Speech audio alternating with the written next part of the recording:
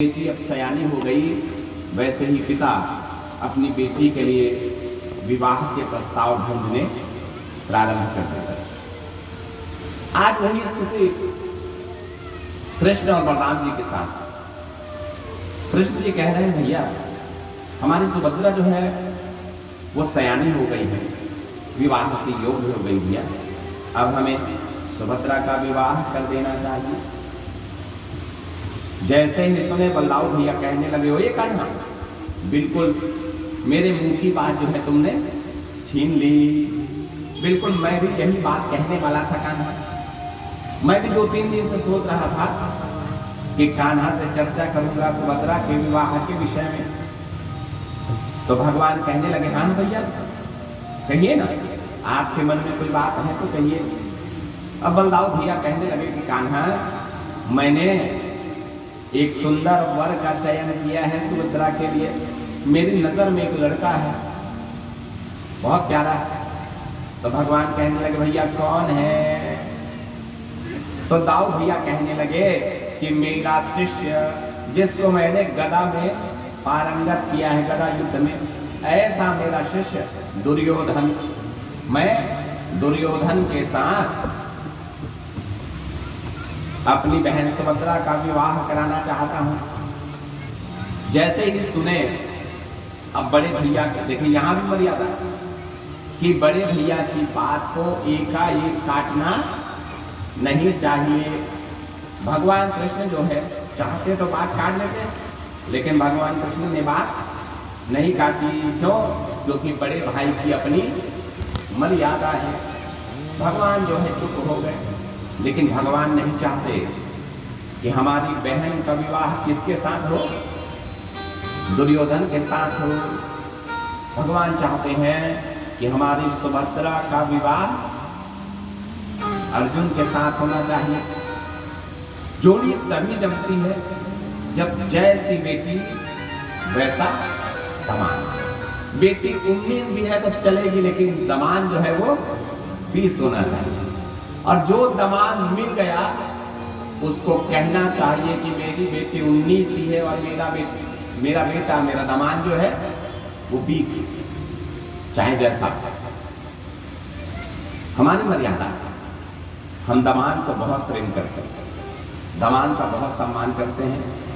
और दामाद अपनी जगह कैसी भी हो, लेकिन सास और ससुर जो होते हैं वो दामाद को बेटा से कम नहीं समझते। और मैं गारंटी के साथ कहता हूं कि बेटा से बढ़ करके समझते हैं दामाद को, क्योंकि बेटा को तो माँ बाप डांट भी देते हैं उसकी गलतियों पर, दामाद को डांटते ही हैं। तो बेटे से बढ़कर प्रेम करते हैं कि नहीं करते हैं? तो दामाद की अपनी वैल्यू। तो बेटी जैसी हो वैसा दामाद मिलना चाहिए, तभी तो आनंद है। बोले हो महाराज। इसलिए सुभद्रा हमारी इतनी सुंदर है, इतनी गुणवान है, इतनी रूपवान है, चरित्रवान, तो इसके लिए ऐसा ही वर खोजा जाना चाहिए। तो भगवान की नजरों में अर्जुन है और दाऊ भैया की नजरों में दुर्योधन है। अब किसी को किसी के प्रति आकर्षित करना हो तो उसकी क्वालिटीज गिनाने लगिए, उसके गुणों को बताने लगे, उसकी प्रशंसा करने लगे। कृष्ण भगवान वही करने लगे।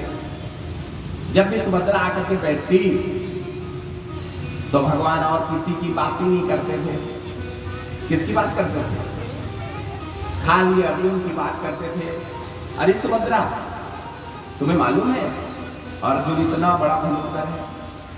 ए सुभद्रा, तुझे मालूम है अर्जुन इतना पराक्रमी है? ए सुभद्रा, तुझे मालूम है अर्जुन इतना सुंदर दिखता है? ऐसा लगातार जो है भगवान कृष्ण सुभद्रा के सामने अर्जुन की प्रशंसा ही किए जा रहे हैं। और किसी की लगातार प्रशंसा सुनो तो मन में उसके लिए प्रेम जाग जाता है। मन के किसी कोने में उनके लिए एक आदर का भाव, अगर वो बड़े हैं तो आदर का भाव आ जाता है, बराबर हैं तो प्रेम का भाव आ जाता है, छोटे हैं तो मन में स्नेह का भाव आ जाता है। तो प्रशंसा जो है वो मन को खींचने का एक साधन भी है। जैसे कोई सुंदर सज धज के आया है, वो चाहता है कि लोग मुझे देखें।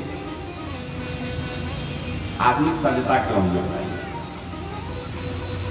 अपने ही लिए सजना हो तो फिर वो घर से निकले ना भाई, सुंदर सज धज के घर ही में रहे। सजने के बाद चाहे वो आदमी हो या स्त्री, मन होता है कि लोग हमको देखें, और देखें तो केवल देखें ना, बल्कि एक बार तो कहे कि वाह क्या बात है।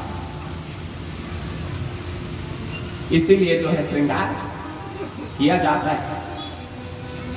कल माता कह रही थी कि महाराज जी आप गद्दी पर जो है पगड़ी लगा करके बैठते हैं तो राजा महाराजा जैसे लगते हैं। अब हमको मालूम है कि हम क्या हैं, लेकिन माँ ने कह दिया कि राजा महाराजा जैसे लगते हैं। मन बड़ा प्रसन्न हो गया, गदगद हो गए हम हैं। 2-4 किलो खून तो निश्चित रूप से बढ़ गया होगा शरीर में। तो प्रशंसा एक औषधि है, औषधि है प्रशंसा। किसी को करो तो करने वाले को भी आनंद आता है और सुनने वाले को भी आनंद आता है। तो प्रशंसा में कभी भी कंजूसाई नहीं करनी चाहिए। कोई अच्छा दिखे ना, झूठी प्रशंसा भी नहीं करनी, किसी के बिना मतलब की प्रशंसा भी नहीं करनी है, वो चापलूसी कहलाता है। हमको चापलूसी भी नहीं करना है, लेकिन हाँ जो वाकई प्रशंसा के योग्य हो उनकी प्रशंसा करना चाहिए। अर्जुन प्रशंसा के योग्य है कि नहीं है? बिल्कुल योग्य है। भगवान झूठी प्रशंसा नहीं करते। अर्जुन की कथा सुनाते सुभद्रा को, सुभद्रा जो है मन ही मन अर्जुन से प्रेम करने लगी। इधर अब देखिए अर्जुन का चल रहा है वनवास काल।